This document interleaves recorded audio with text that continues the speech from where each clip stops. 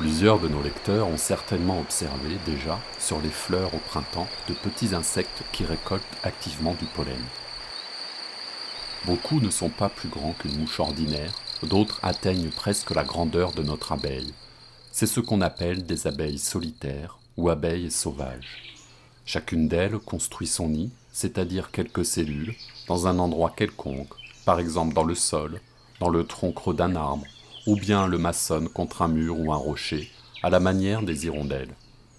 Quelques-unes de ces espèces d'abeilles tapissent l'intérieur de leurs cellules à la façon des tuiles sur un toit, au moyen de morceaux de feuilles qu'elles découpent, grâce à leurs mandibules, dans les feuilles de diverses plantes, et en particulier dans les pétales du pavot rouge.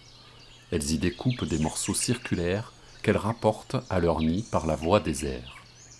Aussitôt la cellule finie de construire, l'abeille solitaire y rapporte du pollen, qu'elle mélange plus ou moins avec du miel, et c'est à la surface de ce mélange nourricier qu'elle dépose un œuf. Elle ferme alors la cellule et l'abandonne à son sort, elle et son contenu. L'abeille solitaire construit environ une douzaine de cellules semblables.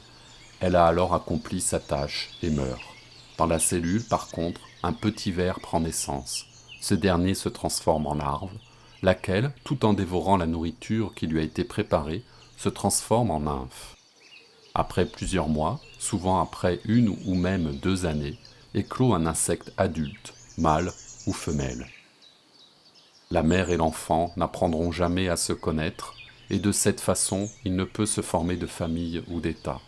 Et c'est ainsi que fécondée par un mâle, une femelle solitaire, qui est en même temps reine et ouvrière, propagera son espèce au cours de l'année à venir. Pour la récolte du pollen, les femelles des abeilles dites solitaires possèdent, sur plusieurs parties de leur corps, des appareils de récolte constitués par des brosses formées de poils raides. Suivant la situation de ces organes, on distingue entre organes de récolte de l'abdomen ou des pattes. La corbeille, qui sert à former les pelotes de pollen, ne se rencontre que dans les classes supérieures des apides, particulièrement chez celles qui vivent en état organisé et que l'on appelle les abeilles sociales.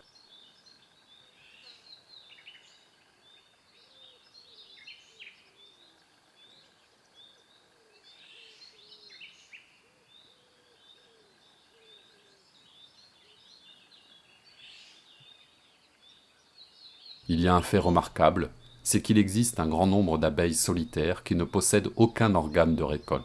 Ce sont les abeilles parasites, coucous. Comme la possibilité de récolter de la nourriture leur fait défaut, elles sont dans l'obligation, comme le coucou parmi les oiseaux, de pondre leurs œufs dans le nid d'autres abeilles. L'abeille parasite se poste aux abords d'une cellule qui lui paraît propice pour perpétrer son coup et attend que la propriétaire affairée prenne son vol à la recherche de nourriture. Elle se glisse alors dans la cellule, dépose son œuf sur la nourriture préparée par un autre et détale. Lorsque la propriétaire en titre rentre chez elle, elle ne paraît pas s'apercevoir de la tromperie. Elle continue son travail, pond également un œuf et opercule la cellule. Pour des raisons qui ne sont pas encore bien établies, l'œuf de la vraie propriétaire meurt, et c'est celui de l'abeille parasite qui probablement éclot le premier, qui se développe en donnant un insecte parfait. Les rapports entre l'abeille parasite et son hôtesse n'ont rien d'amical. La première, en général, prend la fuite aussitôt qu'elle aperçoit la véritable propriétaire du nid rentrer chez elle chargée de pollen.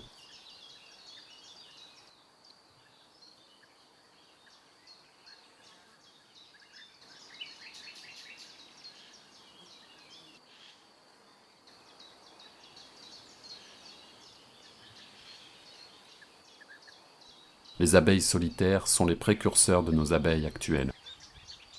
En effet, on constate, par l'étude de leurs nombreuses espèces, une suite remarquable dans leur développement, depuis la plus simple des abeilles primitives, en passant par les bourdons, bombus, qui représentent le passage des abeilles solitaires aux abeilles sociales, pour arriver enfin à nos abeilles qui vivent en société et par conséquent constituent une sorte d'État.